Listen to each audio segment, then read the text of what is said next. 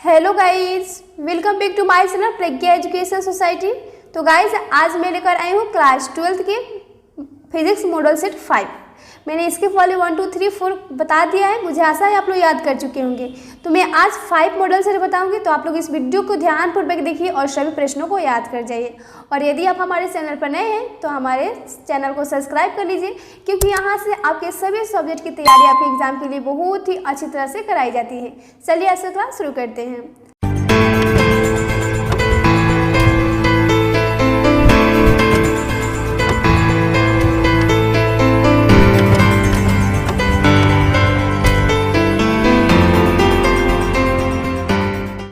देखिए फर्स्ट प्रश्न क्या है।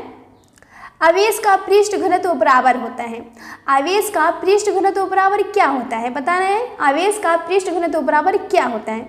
तो आवेश का पृष्ठ घनत्व बराबर होता है कुल आवेश बाई कुल क्षेत्रफल।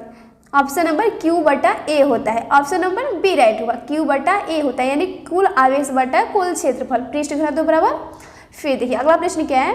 पानी का पारा वैद्युत स्थिरांक होता है। पानी का पारा वैद्युत स्थिरांक कितना होता है? तो पानी का पारा वैद्युत स्थिरांक होता है 80। ऑप्शन नंबर ए राइट होगा। फिर देखिए नेक्स्ट है, यदि समरूप विद्युत क्षेत्र x अक्ष की दिशा में विद्यमान है तो समविभव होगा। तो x अक्ष की दिशा में विद्यमान है तो YZ तल की दिशा में होगा। इसका ऑप्शन नंबर सी करेक्ट होगा। फिर देखिए अगला प्रश्न क्या है। यदि किसी खोखले गोलीय चालक को धन आवेशित किया जाए तो उसके भीतर का विभव होगा। क्या होगा उसके भीतर का विभव? यदि किसी खोखला कोई गोलीय चालक है, उसको हम धन आवेशित करते हैं तो उसके भीतर का विभव क्या होगा? तो भीतर का विभव होगा धनात्मक और समरूप होगा। ऑप्शन नंबर बी राइट होगा, धनात्मक और समरूप होगा। नेक्स्ट है, ई वेक्टर तीव्रता के विद्युत क्षेत्र में पी वेक्टर द्विध्रुव आघूर्ण वाले विद्युत द्विध्रुव पर लगने वाले बल आघूर्ण है। क्या होगा बल आघूर्ण का मान बताना है आपको 5 का। तो इसका राइट आंसर क्या होगा? ऑप्शन नंबर ए। इसके बल आघूर्ण का मान होगा पी वेक्टर इंटू ए वेक्टर, पी वेक्टर इंटू ए वेक्टर होगा। ऑप्शन नंबर ए करेक्ट होगा। नेक्स्ट है, किसी गोलीय पृष्ठ के अंदर यदि +Q आवेश रख दिया जाए तो संपूर्ण पृष्ठ से निकलने वाला विद्युत फ्लक्स कितना होगा? किसी गोलीय पृष्ठ के अंदर यदि +Q आवेश रख दिया जाए तो संपूर्ण पृष्ठ से निकलने वाला विद्युत फ्लक्स का मान बताना है कितना होगा। तो इसका राइट आंसर होगा option number B, Q/ε0। Q/ε0 option number आपका बी राइट होगा। इसे हम गॉस का प्रमेय भी कहते हैं। गॉस जो प्रमेय दिए थे यही उनका नियम था। फिर देखिए अगला प्रश्न क्या है। आवेशित होगा यहाँ पर। आवेशित चालक की स्थितिज ऊर्जा बराबर क्या होता है? तो आवेशित चालक की स्थितिज ऊर्जा होता है ½CV² ऑप्शन नंबर बी होगा, 1/2 CV का square. Option number B right होगा। फिर देखिए अगला प्रश्न क्या है। विद्युतीय क्षेत्र में किसी विद्युत द्विध्रुव को घुमाने में किया गया कार्य होता है। विद्युतीय क्षेत्र में किसी विद्युत द्विध्रुव को घुमाने में किया गया कार्य बताना है कितना होता है? तो इसका कार्य होता है W = PE1 - cos θ। Option number A right होगा। ये बहुत ही इंपॉर्टेंट है। इसका ऑब्जेक्टिव या फिर सब्जेक्टिव भी 5 नंबर में पूछा जाता है। इसको सिद्ध करना होता है, इतना मान इसका कार्य निकलना होता है। फिर देखिए अगला प्रश्न क्या है। प्रभावित धारिता 5 माइक्रोफैराड को प्राप्त करने के लिए सिर्फ 2 माइक्रोफैराड की कम से कम कितने संधारित्र की आवश्यकता होगी? तो हमें 2 माइक्रोफैराड में 5 माइक्रोफैराड प्राप्त करने के लिए हमें 4 संधारित्र की आवश्यकता होगी। ऑप्शन नंबर ए राइट होगा, 4 संधारित्र की आवश्यकता होगी। नेक्स्ट है, परिपथ में दिखाई गई धारा पर आवेश होगा। यहाँ जो दिखाया गया है इस पर आवेश का मान बताना है कितना होगा आवेश का मान। तो इसका राइट आंसर हो जाएगा आपका ऑप्शन नंबर ए राइट होगा, 18 माइक्रो कूलम होगा। ऑप्शन नंबर ए। इसको आप सॉल्व कीजिएगा तो 18 आएगा। इस तरह से आप कीजिएगा। तो फिर देखिए संधारित्र के सूत्र पर। नेक्स्ट है, 3 संधारित्र जिनमें प्रत्येक की धारिता C है, श्रेणी क्रम में जुड़े हैं तो उनकी तुल्य धारिता क्या होगी? 3 संधारित्र जिसमें प्रत्येक की धारिता C है और श्रेणी क्रम में जुड़े हैं तो इसकी बताना है तुल्य धारिता क्या होगी। तो इसकी तुल्य धारिता होगी C/3। Option number C right हुआ। संधारित्र में जो होता है प्रतिरोध की अपेक्षा उल्टा होता है। संधारित्र में श्रेणी क्रम में जुड़ने के लिए इस तरह से जुड़ा जाता है। प्लस 1/C1 इस तरह से जोड़ा जाता है और समानांतर क्रम में C1 + C2 और यह आपका प्रतिरोध में उल्टा हो जाता है। फिर देखिए अगला प्रश्न क्या है, 1 माइक्रोफैराड धारिता वाली संधारित्र की पट्टियों के बीच 1 वोल्ट विभवांतर रखने पर आवेशित संधारित्र पर आवेश होगा। आवेश का मान कितना होगा बताना है। तो इसका राइट आंसर हो जाएगा 1 micro coulomb. Option number B 1 micro coulomb होगा। नेक्स्ट है, प्रतिरोधों के समानांतर क्रम में निम्नलिखित में कौन सी राशि समान रहती है। तो उसमें भी विभवांतर सभी के लिए समान रहता है। ऑप्शन नंबर ए राइट होगा। नेक्स्ट है, पदार्थ की प्रतिरोधकता के लिए निम्नलिखित में से कौन सी सही है। प्रतिरोधकता को रो से सूचित किया जाता है, तो इसका लिए आपका कौन सा व्यंजक ठीक है। तो इसका राइट आंसर होगा Ra/L। Option number A right होगा Ra/L। फिर देखिए नेक्स्ट क्या है, एक तार में 1 एम्पीयर धारा प्रवाहित हो रही है। यदि इलेक्ट्रॉन का आवेश 1.6 × 10⁻19 कूलम हो तो प्रति सेकंड तार में प्रवाहित इलेक्ट्रॉन की संख्या क्या होगी। तो इसका राइट आंसर होगा प्रति सेकंड इलेक्ट्रॉन में प्रवाहित, तो इसका राइट आंसर हो जाएगा आपका 6.25 × 10⁻18। Option number B. आपको इस तरह से निकालिएगा, 1.6 रखकर इतना जितना मान दिया गया है तो आपका इतना आएगा। ओके, फिर देखिए अगला प्रश्न क्या है, धातु के बने किसी घनाभ की चौड़ाई और ऊंचाई बराबर है। चौड़ाई के दोगुने हैं तो समानांतर सतहों के बीच महत्तम और लघुत्तम प्रतिरोधों का अनुपात क्या होगा। तो इसका राइट आंसर होगा 8 होगा। 8 हो जाएगा आपका option number A correct. Next है, 5 ओम प्रतिरोध के एक तार से जिसका विभवांतर 7 वोल्ट है 20 मीटर मिनट तक धारा प्रवाहित हो रही है, तो उत्पन्न ऊष्मा का बताना है कि कितना ऊष्मा उत्पन्न होगा। तो इसका राइट आंसर हो जाएगा आपका ऑप्शन नंबर डी 2800 कैलोरी होगा, 2800 कैलोरी। नेक्स्ट है, किरचॉफ का बिंदु नियम पालन करता है। किरचॉफ का बिंदु नियम यानी बिंदु नियम को बोलते हैं प्रथम नियम। तो जानते हैं प्रथम नियम आवेश के संरक्षण का सिद्धांत के पालन करता है और दूसरा नियम आपका ऊर्जा संरक्षण के सिद्धांत का पालन करते हैं। तो इसका राइट आंसर क्या होगा ऑप्शन नंबर बी। किरचॉफ नामक वैज्ञानिक ने 2 नियम दिया था, जिसमें से फर्स्ट नियम आवेश के संरक्षण के सिद्धांत का पालन करता है और दूसरा नियम जो दिए थे वे ऊर्जा संरक्षण के सिद्धांत का पालन करता है। ऑप्शन नंबर बी राइट होगा। फिर देखिए अगला प्रश्न क्या है, परिपथ का गुण जो विद्युतीय ऊर्जा को ताप में बदलता है कहलाता है। तो ताप में बदलने का कौन काम करता है, प्रतिरोध। ऑप्शन नंबर ए राइट होगा प्रतिरोध। नेक्स्ट है, 60 वाट तथा 40 वाट के 2 बल्ब यदि श्रेणी क्रम में जोड़े जाए तो उनकी सम्मिलित शक्ति क्या होगी। तो उनकी सम्मिलित शक्ति हो जाएगी आपका 24 वाट। ऑप्शन नंबर डी राइट होगा।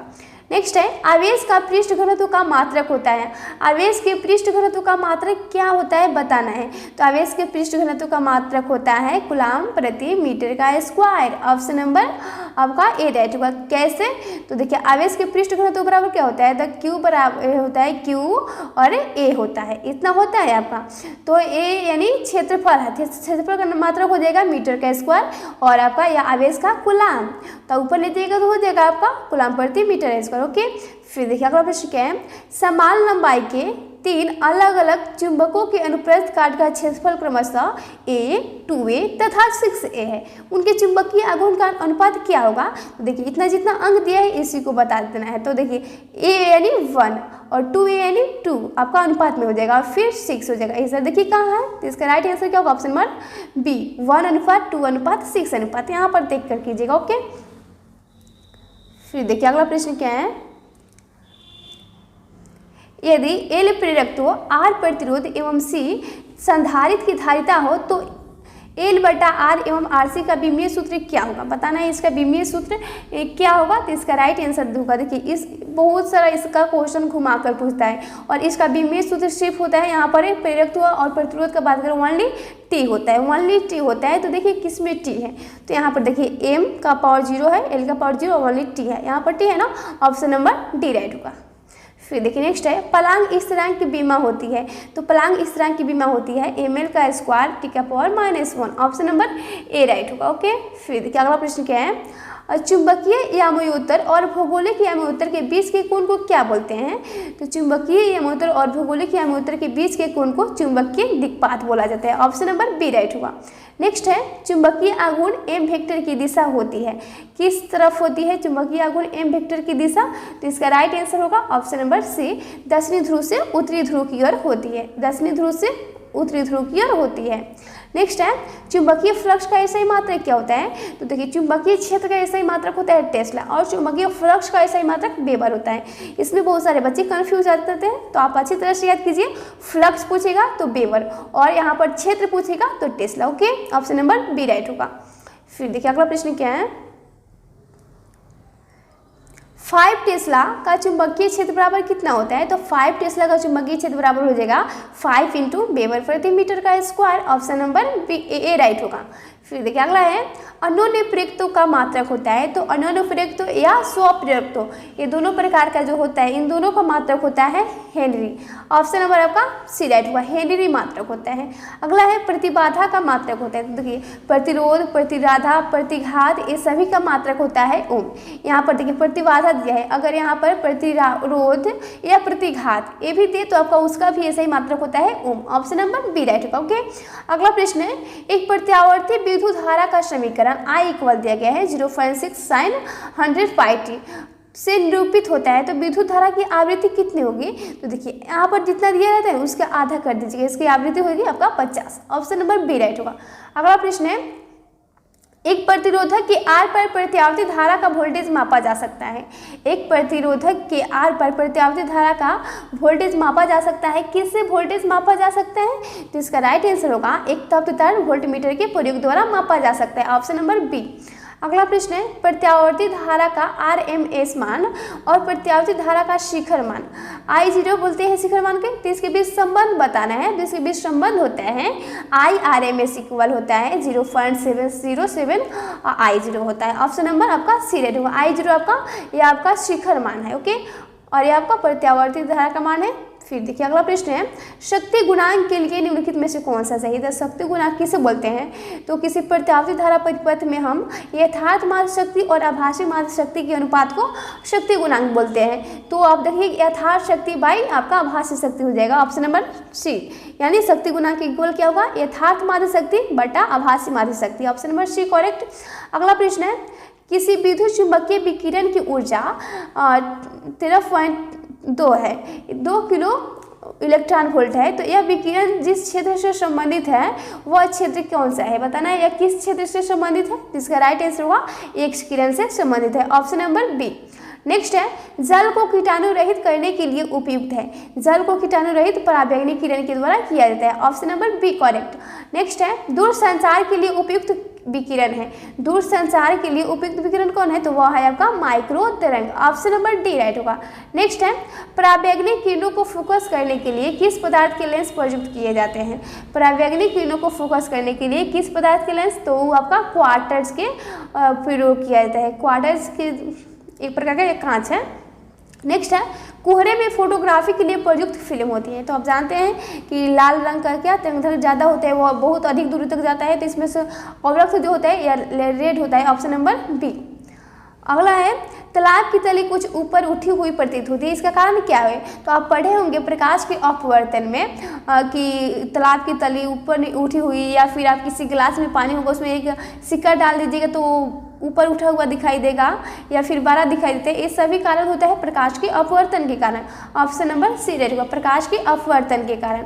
अगला प्रश्न है एक पीली छिद्र कैमरा किस सिद्धांत पर कार्य करता है? तो वह प्रकाश के रेखीय प्रसारण के सिद्धांत पर कार्य करता है। ऑप्शन नंबर डी राइट होगा। फिर देखिए अगला प्रश्न क्या है एक माध्यम से दूसरे माध्यम में जाने पर प्रकाश की किरण मुड़ जाती है। किरण के मुड़ने को क्या बोलते हैं? तो उससे तो हम बोलते हैं अपवर्तन। ऑप्शन नंबर सी राइट होगा, अपवर्तन बोलते हैं। नेक्स्ट है जब श्वेत प्रकाश की किरण लेंस में प्रवेश करती है तो इनमें से किस में परिवर्तन होता है? तो उसमें वेग और तरंगदैर्घ्य में परिवर्तन होता है, वेलोसिटी में उसका। ऑप्शन नंबर ए राइट होगा। अगला प्रश्न है विभिन्न दिशाओं में कार्निया की वर्गता में असमानता के कारण उत्पन्न दृष्टि दोष को कहते हैं। विभिन्न दिशाओं में कार्निया की वर्गता यानी आप जानते होंगे जो अबिंदुकता या एस्टिगेटिज्म जिसे बोलते हैं, इस दृष्टि दोष में दो आसान क्षैतिज रेखा पर दिखाई देता है तो उदर्ग पर नहीं, और उदर्ग पर दिखाई देता है तो क्षैतिज पर नहीं। तो ऑप्शन नंबर डी राइट होगा। ऑप्शन नंबर डी अबिंदुकता, इसे एस्टिगेटिज्म भी कहीं कहीं लिखता है, सो आप याद कर लीजिएगा एस्टिगेटिज्म। नेक्स्ट है संयुक्त सूक्ष्मदर्शी की आवर्धन क्षमता के लिए कौन सा संबंध सही है, बताना है इसमें से कौन सा सही है संयुक्त सूक्ष्मदर्शी के लिए। तो इसका राइट आंसर होगा -L/FO। FO क्या है, अभिदृश्यक दूरी है, FO × 1+D/FE। FE नेत्रिका की दूरी है। ऑप्शन नंबर आपका ए राइट होगा। ओके, फिर देखिए नेक्स्ट क्या है, यदि नीले रंग के प्रकाश के फोटान की ऊर्जा E1 और पीले रंग के प्रकाश के फोटान की ऊर्जा E2 हो तो क्या होगा, इसका बताना है। तो इसका राइट आंसर होगा E1 > E2 होगा। ऑप्शन नंबर बी राइट होगा। नेक्स्ट है, वायुमंडल की अनुपस्थिति में पृथ्वी से आसमान का रंग दिखाई देगा तो ब्लैक कलर का दिखाई देता है, आप जानते हैं। ऑप्शन नंबर ए राइट होगा, ब्लैक, काला। नेक्स्ट है, निर्वात में प्रकाश का वेग c है और कांच में इसका अपवर्तनांक का मान दिया गया 3/2। तो इसका मान क्या होगा, कांच में इसका वेग बताना है। तो इसका कांच में वेग हो जाएगा आपका 2c/3। Option number B. फिर देखिए, वर्ण विक्षेपण क्षमता के लिए निम्नलिखित में कौन संबंध सही है। तो वर्ण विक्षेपण क्षमता को ओमेगा से सूचित किया जाता है। तो ओमेगा इक्वल क्या हो जाएगा, μv - μ1/μy - 1। Option number A right होगा। नेक्स्ट है, न्यूटन के अनुसार प्रकाश का वेग, न्यूटन के अनुसार प्रकाश का वेग किसमें अधिक किसमें कम होता है बताना है। तो न्यूटन के अनुसार प्रकाश का वेग जो होता है वायु की अपेक्षा जल में अधिक होता है। ऑप्शन नंबर ए राइट होगा। वायु की यानी विरल माध्यम की अपेक्षा श्रृंखल माध्यम में अधिक होता है, बताए थे न्यूटन। फिर देखिए नेक्स्ट है, प्रकाश फोटान की ऊर्जा होती है। तो फोटान की ऊर्जा इसमें से कौन सी है, तो Hv होता है, आप जानते हैं। ऑप्शन नंबर ए राइट होगा, Hv। नेक्स्ट है, उन तरंगों के व्यतिकरण से उत्पन्न अधिकतम परिणामी आयाम का मान होगा जिसे प्रकट किया जाता है। तो देखिए यहाँ पर दिया है 4 और 3, इसका स्क्वायर कीजिए तो 4 का 16 और रूट कर दीजिएगा, 4 का 16 और 3 का 9, तो 16 9 आपका हो जाएगा 25, 25 का इसका क्या होगा तो 5 होगा, इसका रूट कीजिएगा तो 5। इसका राइट आंसर क्या होगा, 5 होगा। Option number B. नेक्स्ट है, विनाशी व्यतिकरण के लिए पथांतर होना चाहिए। तो विनाशी व्यतिकरण के लिए पथांतर होता है 2n + 1 × λ/2 होता है। Option number B. नेक्स्ट है, साबुन का बुलबुला सूर्य के प्रकाश में रंगीन दिखाई देता है। तो इसका कारण क्या है, तो इसका कारण है प्रकाश का व्यतिकरण, light of interference. Option number C right होगा। फिर देखिए अगला प्रश्न क्या है, डेविसन जर्मर प्रयोग से इलेक्ट्रॉन की जिस प्रकृति का सत्यापन हुआ था वह था। डेविसन जर्मर प्रयोग के द्वारा इलेक्ट्रॉन की जिस प्रकृति का सत्यापन हुआ था तो वो किस प्रकृति का सत्यापन हुआ था, इलेक्ट्रॉन के बारे में क्या बताया गया था, तो तरंग प्रकृति का सत्यापन हुआ था, तरंग प्रकृति का। ऑप्शन नंबर बी राइट होगा, तरंग प्रकृति का। नेक्स्ट है, फोटो इलेक्ट्रॉन के लिए निरोधी विभव। फोटो इलेक्ट्रॉन के लिए निरोधी विभव क्या होता है, तो फोटो इलेक्ट्रॉन के लिए निरोधी विभव आपतित प्रकाश की आवृत्ति पर कैथोड की पदार्थ की प्रकृति दोनों पर निर्भर करता है। ऑप्शन नंबर आपका सी राइट होगा। नेक्स्ट है, रीडबर्ग नियतांक का मात्रक क्या होता है। रीडबर्ग नियतांक का मात्रक क्या होता है, तो इसका राइट आंसर होगा, रीडबर्ग नियतांक का मात्रक होता है प्रति metre. Option number A right होगा, प्रति मीटर। फिर देखिए अगला है, हाइड्रोजन स्पेक्ट्रम में जब संक्रमण किसी उच्च कक्षा से दूसरी कक्षा में जाती है तो प्राप्त होता है, तो उस समय हमें बामर श्रेणी प्राप्त होता है। ऑप्शन नंबर ए राइट होगा। फिर देखिए, नाभिक का घनत्व लगभग होता है। नाभिक का घनत्व कितना होता है, तो नाभिक का घनत्व होता है 2.29 × 10⁻17 kg प्रति मीटर का क्यूब होता है। ऑप्शन नंबर सी राइट होगा।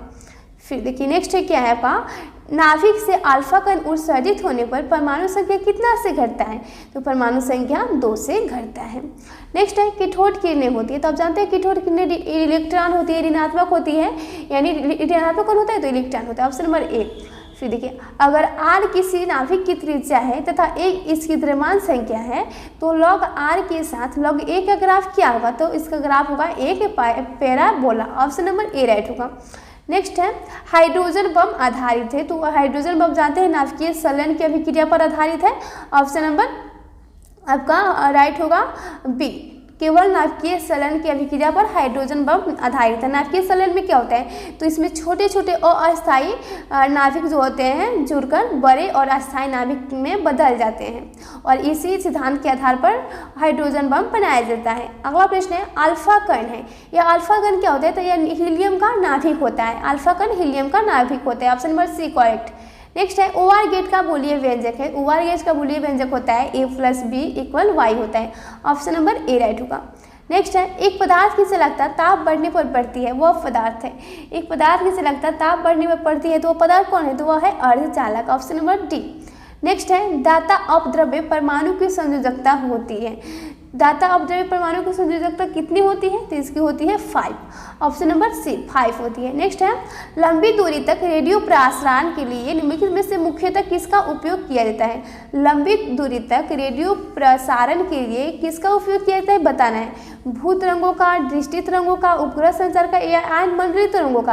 तो इसका राइट आंसर होगा सी, आयन मंडलीय तरंगों का उपयोग किया जाता है, आयन मंडलीय तरंगों का।